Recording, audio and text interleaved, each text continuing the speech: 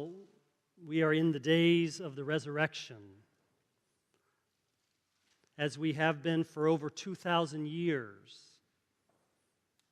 the effects of which, as C.S. Lewis suggests, are still becoming evident over the course of human and Earth's existence.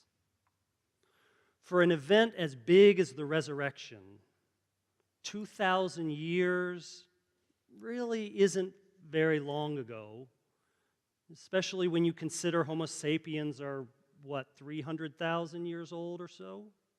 And the Earth 4.5 billion years old? So it could make sense to say that we are still very early in the days of the resurrection that is pulling us like an undertow into a new reality. You know that incredible feeling of standing with your feet in the sand at the ocean as the water, the wave has come by you and then it's going back out to the ocean and you feel that tug as the waves rush past? And you could almost, if you're out far enough, you can almost lose your footing and be drawn out. I think it's not a bad image for the resurrection of Jesus, having crashed over the world and is now pulling all creation out into that immense reality of the new creation. And we have to think in such cosmic terms to consider what the New Testament writers were pointing to when they wrote about the resurrection. Our temptation is to make it smaller and more accessible, but it's important to keep it big and give it plenty of breadth and for the mystery, lest we lose our sense of it altogether. For the New Testament stories of the resurrection don't really allow for us to domesticate it as much as we may try. So, for instance, it's pretty clear in the accounts that Jesus wasn't appearing as a ghost or an ethereal spirit. This would have been scary and unusual, but not a new thing. In the ancient world as well as today, there are those who experience ghosts, a presence that seems stuck somewhere between the material realm and the spirit realm. Remember Peter's first thought out in the boat when he saw Jesus walking on water? Oh, it's a ghost. So that was something that, they referred to and experienced, the ancient writers. They would know how to describe an experience that would be understood as a ghost sighting, and it's not what they described. When Mary Magdalene grabs hold of Jesus' resurrected body, he tells her to let go of him, for he has not yet ascended to the Father. And on the beach, when he appears to the disciples, he eats fish for breakfast. And then the passage of doubting Thomas, and then he walks on the road to Emmaus with the disciples who, interact with him as though he is a stranger. But then when he breaks bread with them, their eyes are opened and they're like, oh my gosh, it's Jesus. And then as Teresa reads today, Thomas touched his physical body. I won't believe unless I put my fingers in his wounds and in his side. So the resurrection of Jesus is not a ghost story. Nor is the resurrection some intrapsychic experience that has no reality in the external world. It wasn't a hallucination on the part of a few crazy Jesus followers who were stricken with grief over their Lord's execution. For the writing, they make it clear in the New Testament that Jesus appeared over a 5 or 6 week period to more than 500 people. When Paul is writing his letter to the Corinthians around what scholars say is 55 A.D., right, about 25 years later, he refers his reader to these 500 people still living at the time who experienced the resurrected Christ and can bear witness to it being a real thing in real time. So it's not a ghost story, it's not an intrapsychic experience, according to the writers of the New Testament. And there's something else that it's not, and that is an affirmation of the immortality of the soul. We tend to go there. That tends to be the direction we go. The resurrection is described by the writers of the gospel and the Apostle Paul himself. They don't seem to be making the point that once your body dies, your soul continues to live on, flying up to heaven or being cast down into hell. For some reason, it's been an emphasis for many Christians who want to make it all about a personal soul salvation moment. And while there are for sure gospel references to the afterlife and a sense of heaven and hell, it really doesn't seem to be the main point. Again, clearly in the resurrection accounts, Jesus is not a disembodied spirit floating off to heaven and awaiting others to follow. Again, this idea would not be all that strange in the ancient Greek world, for there were many accounts and theories of this kind of dualism between the material and the spiritual world. You know, in fact, there are many scholars who suggest that Christianity has been, in certain ways, more influenced by Plato than by Jesus at times. At least Western Christianity, I need to make that clear for our Eastern Orthodox friends too, because the Eastern Orthodox tradition seems to have a better sense of the bodily reality of Jesus, of the faith. The iconography being a perfect example of that. But I think we do a pretty good job with our stained glass windows too. But there is this very clear indication and description that this is a bodily thing. This resurrection reality is a bodily, physical, material thing. Nowhere does it suggest that Jesus' resurrection was simply a confirmation of the sort of Greek dualism of spirit and body separate. And the spirit is released to heaven by Jesus. It's just not in there. Before we get to what it is, I'll just say one more thing, what the resurrection is not. And that is simply a metaphor.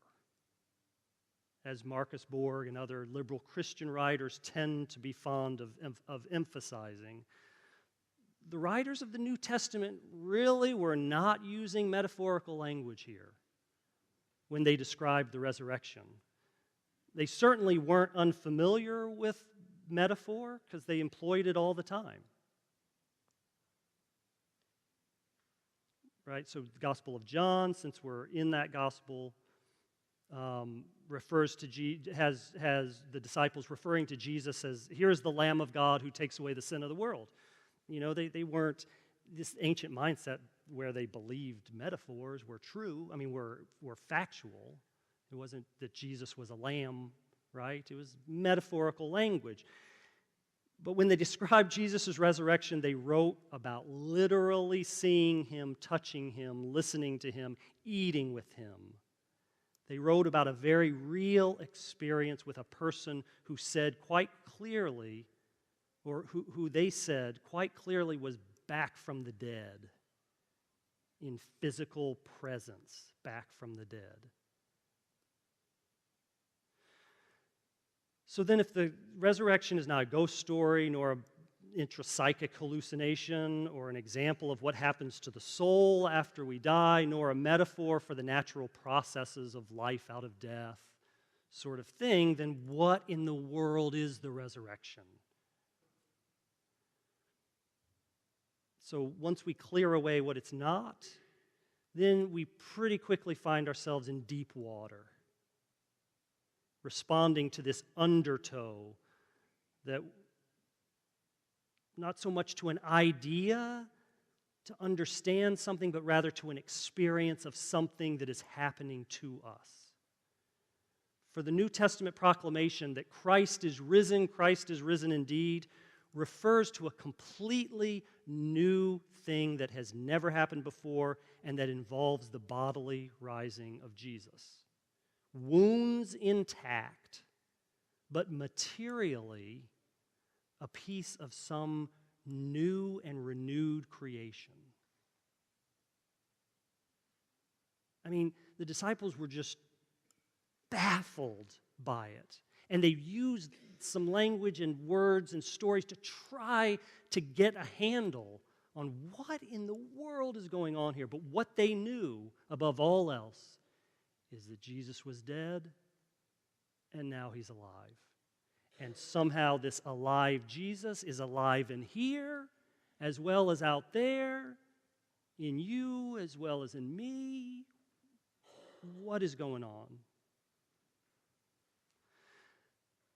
So, religiously, or theologically, we would say that creation itself, though created and beloved by God, is corrupt and corrupting, which is an assessment. Doesn't mean it's not beautiful and remarkable and amazing, but essentially corrupt and corrupting, which is an assessment that the scientific world would agree with, right? For the most part, that ever since the Big Bang, the universe is spreading out and dissipating. However, the Judeo-Christian belief is that such corruption of creation is not in God's plan and purpose for the world ultimately. It's as simple as that. There is something that we know intuitively, instinctually, that death is just not quite right. That there's something off about death as being a final word. The Judeo-Christian promise is that that's in fact a true intuitive sense because God's purpose for the world is different. Instead, the promise and the hope is that creation will ultimately and finally be renewed, fulfilled, and perfected. So the resurrection then of Jesus is the foreshadowing or the first fruit, Paul says, of this renewal, of this fulfillment in human form of creation as it should be, as it will be, in fact, one day. So the resurrection is not merely some personal pronouncement of the individual soul's salvation. Stop making it so small, Christians. But much more radically, it is a cosmic pronouncement of all creation's ultimate salvation. It's a radical claim that creation herself is not winding down towards her ultimate demise, but will be reconstituted towards its ultimate fulfillment and beautiful perfection. Praise the Lord. Jesus is the prefigured presence of the new creation. This little glimpse of, this is it. This is what's coming. But again, be patient because it's only been 2,000 years. Give God some time here.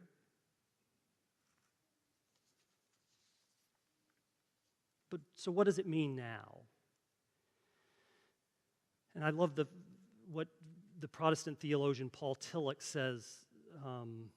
He says it means that there is a creative and saving possibility implied in every situation.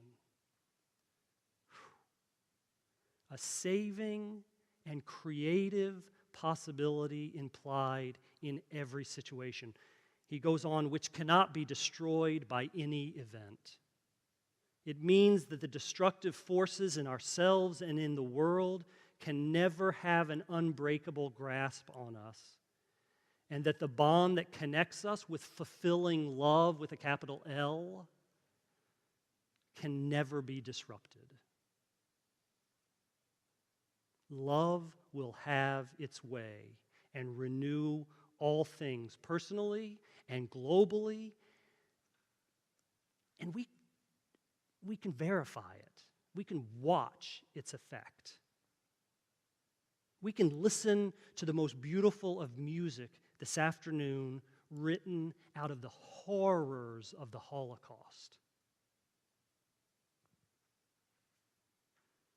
We can sit across the table from a contributing member of our society who's been incarcerated and separated from his family, but whose heart is still full of gratitude for the opportunities this country affords him, though he is locked away right now. We can witness the resilience of families and communities who have experienced terrible violence, rising up and joining together to be voices for change and advocates for the common good. All of it, despite what seems at times like the overwhelming forces of destruction are having their way.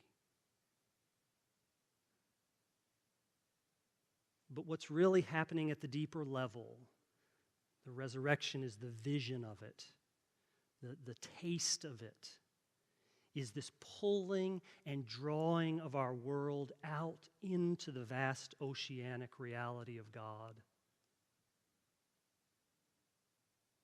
May we all let ourselves go into that undertow.